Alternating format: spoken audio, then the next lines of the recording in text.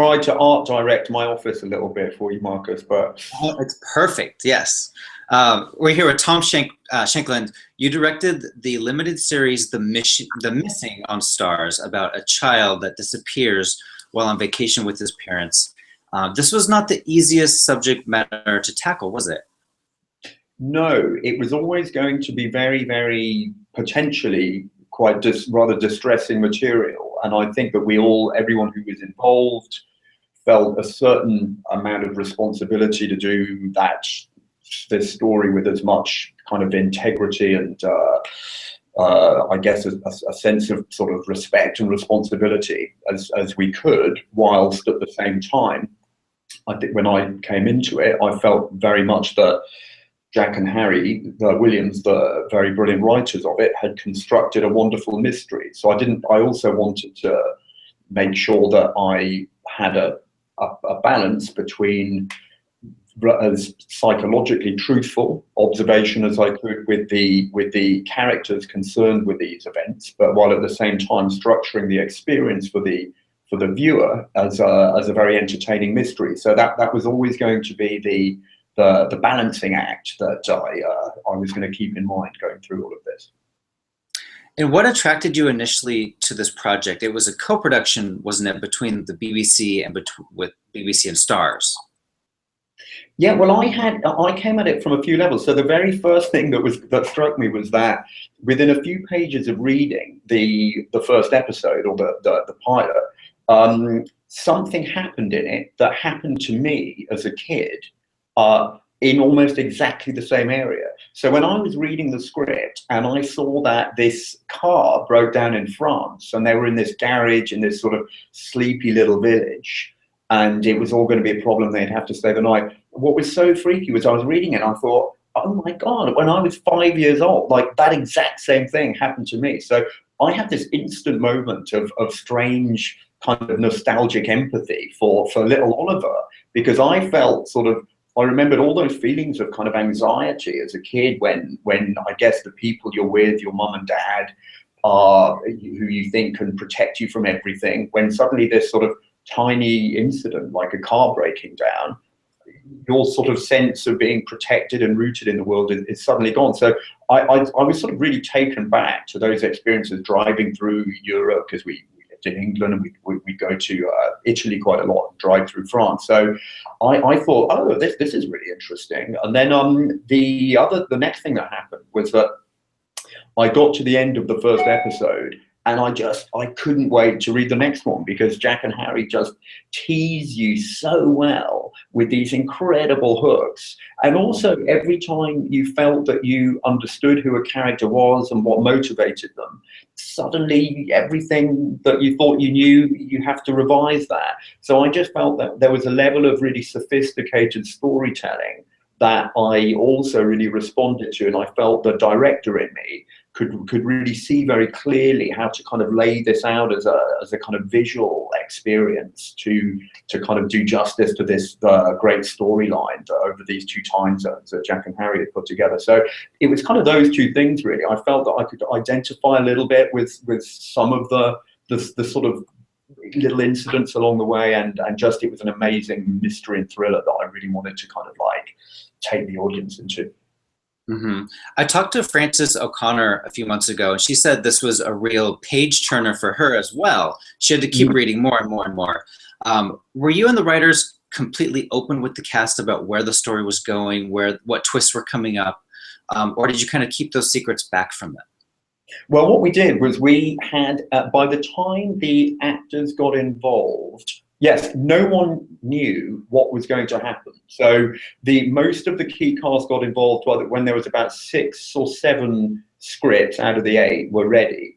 I made a deal with Jack and Harry, because when I got involved, there was 4, and then 5 came quite quickly, and then we were working on 6 and 7. But they said, "Do you want to know what happens in the end?" And I said, "No way. I really don't want to know what happens. I want to be like the audience. I want to be like on the edge of my seat every time an episode finishes or every time you've delivered me a draft. And I just want to be kind of gagging to know what happens next. I really want to be in touch with my feelings and assumptions at that point without knowing what is going to come next, because I didn't want to sort of overcomplicate things by a knowledge of where stuff was going. So I wanted to be in a state of innocence. So the only downside of that was literally as I was waiting for the last episode, I was kind of like thinking, oh my God, I hope it's good, because they could have told me 2 months ago and I could have said, no, I'm not interested. So, and anyway, thankfully for me, it really, really delivered, and it surprised me. It felt strangely profound, and there was some kind of universal truth about it that I could see. I won't kind of go into that because I don't know how many people may or may not know the ending, but it really worked for me. So I was kind of happy. But yes, ignorance was bliss. Yeah. Mm-hmm. Yeah. On the off chance people haven't seen the whole thing, I'm not going to talk about the ending, but I love the ending, just to put that out there. My favorite part of the series was the dual timelines. The kidnapping storyline in 2006 and then the present day story. What was the big challenge in splitting this up just from a production standpoint? Well, we were very initially, for the producers, they had to work out whether they probably had a conventional scenario of perhaps getting 2 or 3 directors to come in and do a few episodes each. But then they had this sort of the conundrum that it would be, how would that work? Would the actors always have to be 1 week in the past persona, 1 week in the present? How would that affect makeup changes and all the rest of it? So initially what happened was one of the producers, Chris Clough, they sort of realized that they could schedule all of the present in Winter for Winter, which is what Jack and Harry had written. And then we could hit the past in the summer in the schedule, which is we would arrive at around May. So then they kind of realized that was great, as long as they could persuade or find a director insane enough to want to direct all 8 hours and all 101 days of shooting.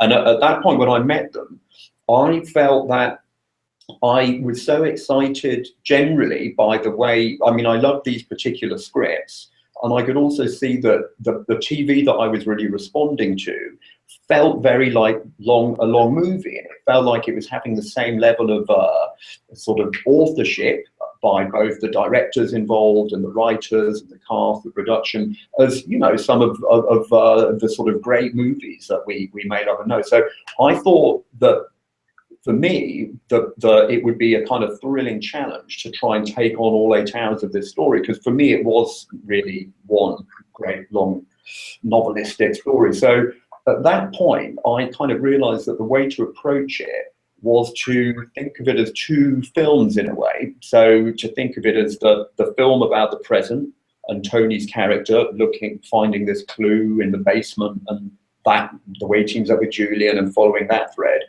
Then we'd have a hiatus, and then we'd go back and shoot the summer, which was a whole different story.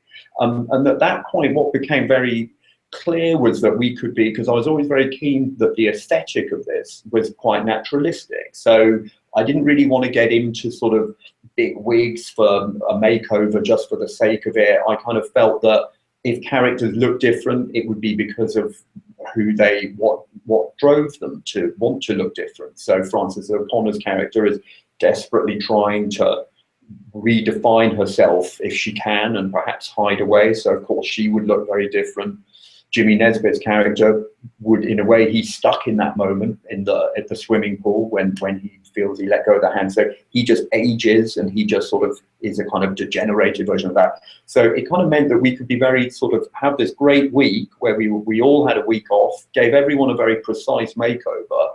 Then everyone could forget everything that they'd shot and come back and begin at the beginning in the spring. So the risky thing about that, of course, was that if we messed up, and wanted to do reshoots or pickups, we sort of committed to our scenes and our looks, and didn't really have that opportunity particularly. So fortunately, we managed to sort of because I think we worked on the script, or me, Jack, and Harry, and the producers, particularly Willow Grills, had such focus on the story and the detail that we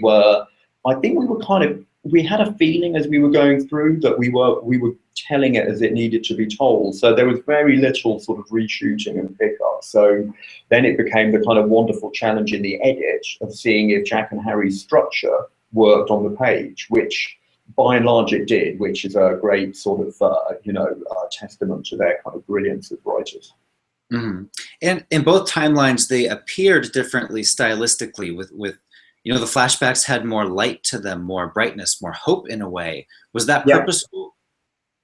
Yeah, I had a real clear sense of how that summer stuff should feel. And also I really remembered, and again, this was me channeling my childhood a bit, how you would leave England, which always felt like winter when I was a kid. There was one hot summer I can remember, but there would be a bit rainy, a bit grey, and then you'd enter this sort of world where you would hear cicadas, and you'd hear. It always felt to me like you would hear more laughter. You'd have, because people lived on the street more. People would, if you were in sort of France or Italy. So I also felt the sound of the past would just be warmer and have a little bit more humanity, a bit more lightness about it. And of course, we had the kind of wonderful locating event of the World Cup. So you get people chanting and football and, the kind of party around that. But we did I still wanted it to feel like a kind of sort of, basically the look would feel quite naturalistic and truthful, but we did sneak in some slightly older lenses for the sequences in the past to give it a very slightly softer look. We did gamble that we would get more sun, so we could warm everything up a little bit naturally as it would feel. And of course, because it was summertime, people were wearing clothes that would express their desire to have a great holiday. So we'd get a little bit more color from that and a bit more color from the football strip. So all of this was sort of lots of little details that would add up to exactly what you're talking about, which is, is a warmer feeling in that section, definitely. And James Nesbitt and Frances, they had never met before, right? This was their first time working together. And they have such great chemistry. How did they get involved in the project? Well, Jimmy came in. What was sort of very wonderful about Jimmy, who, as you know, is particularly in the UK, is a very established, very well-respected actor. But he agreed to come in and read, which was very, very, very wonderful and generous of Jimmy. But it's partly because these scripts were, I think there was a number of actors could feel this was a very rich, meaty role, because you've got to play the 2 time zones, the different and all the rest of it, and really sort of deliver this obsessive character, but in a truthful, but all of that. So Jimmy came in and read and he was wonderful. He was absolutely fantastic. And I've always found Jimmy to be such a very likable, relatable actor, and I felt that there was something about Jimmy's kind of that basic quality that Jimmy brings amongst all these other wonderful talents. But it meant that however bad Tony's obsessive behavior manifested itself, we would still kind of be on his side and sort of see him as a father with just driven to find his kid, and we would forgive a lot. So I kind of felt that, I think we all agreed Jimmy was going to be sort of perfect. And then Frances also, she put herself on tape, and I've kind of been a fan of Frances for a long time, sort of remembering her from a little while back. And she sort of seemed to be very naturalistic, a very kind of like truthful actress, which was what I kind of wanted. I didn't want sort of cliche hysterics. And then we brought them together for the first time, I guess, in Belgium, where we were going to shoot. We had a lovely meal one night, we talked, and then, like I was saying before, we then just started rehearsing all the scenes from the past, even though we were about to go and shoot the present sequence. So I think in those rehearsals, and we really sort of dug deep into the scenes from 2006 to kind of just find out who they were and find out what their connections were, and it just really worked. It was one of those kind of magical moments as a director where you're with 2 very intelligent actors who were very generous actors who were really reacting off each other, and I just knew it was going to work, and that was kind of thrilling, because it's always going to be about reaching it with them. And before we went live here, you mentioned that you've read a couple of the scripts for season 2. Are you going to be directing all of those episodes as well? Well, that at the moment is all being discussed and debated, and I'm very much in the. We were even with Checky Cario the other day in London, and we were sort of.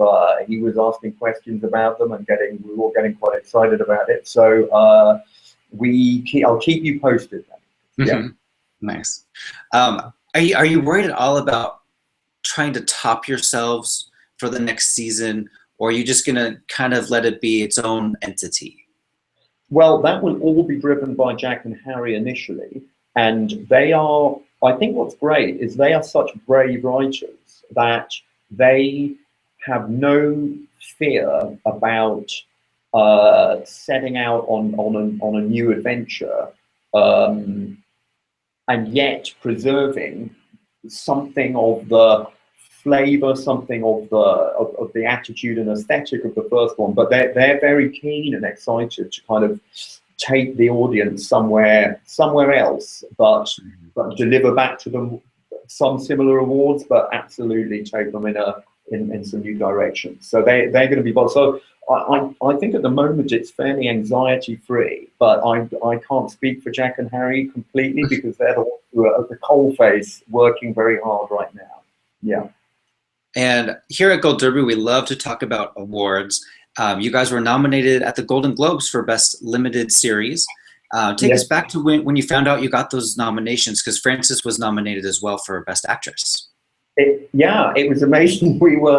I think we were right in the middle of what were we debating? There was some hot debate we were having about an edit, because it may have.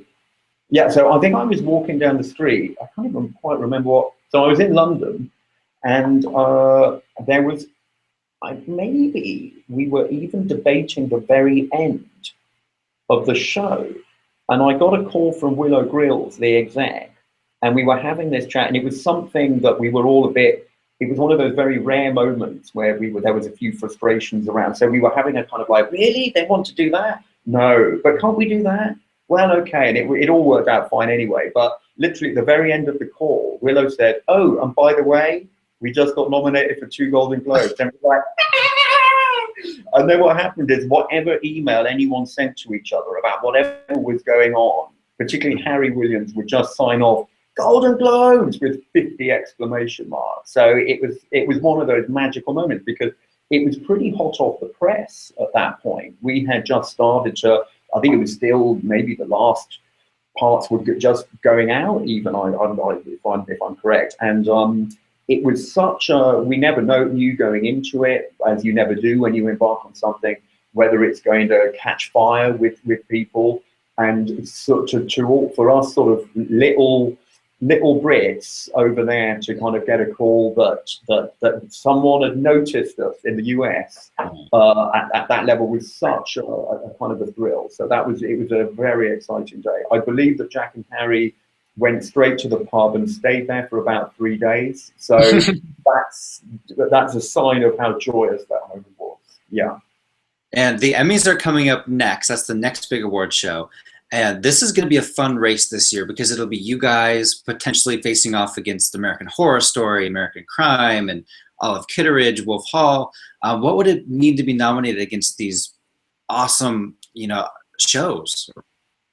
It would be totally thrilling. I think it's been another, truly rich, great year for TV. I think it's all of those productions have shown how the form of TV can be pushed and how TV is just in such a kind of golden age at the moment.